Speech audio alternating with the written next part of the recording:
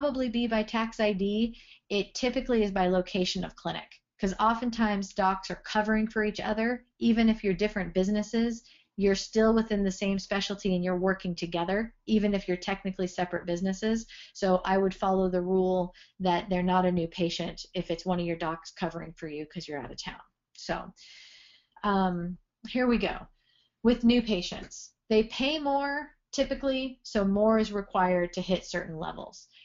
I feel that we typically excel as NDs with the HPI portion, and we probably do really well in the medical decision-making portion because we do a lot of counseling.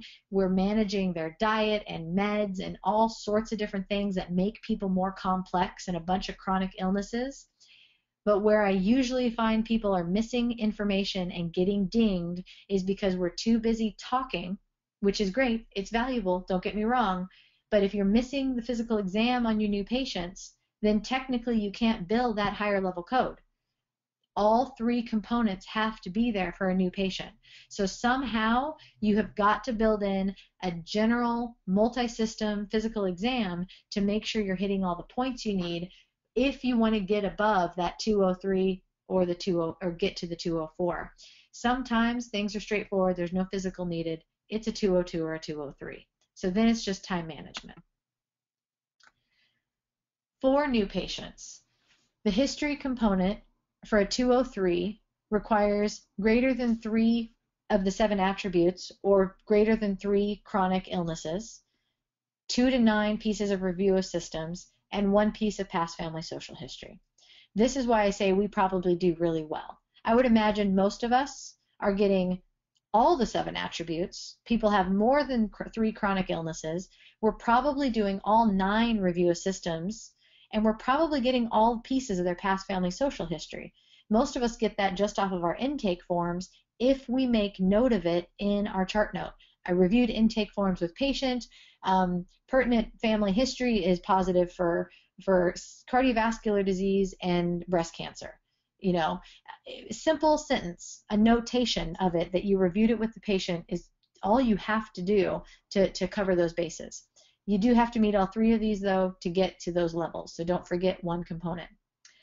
Physical exam, for a 203, you need at least 2 systems with 12 bulleted items. So a 203 corresponds to a 214 when we're talking about a return patient. To get that 204 or a 205, you have to have a comprehensive exam, which means you've done at least 9 systems with at least 18 bulleted elements. That could be 2 elements in each of the 9 systems. That would qualify. That's your general multi-system review. It needs to be relevant, and there's more than 9 systems. I think there's 10 or 11 systems, so you're not always going to get, for example, female or male genitourinary. You're going to be able to skip a couple of systems and still get this comprehensive exam. But you have to build it into your structure. One of the ways for time management that I usually do review of systems while I'm doing their exam. I'm looking in their ears, I'm asking them about their history of ear infections or allergies. While I'm poking around in their belly, I'm asking about their digestion and their bowel movements and all that kind of stuff. So it's about time management and getting your flow down. Are there any, a question came in, any EHR systems that incorporate CPT codes? Oh, yes. That's actually a little bit of a dilemma, and if you go out to billing forums and conversations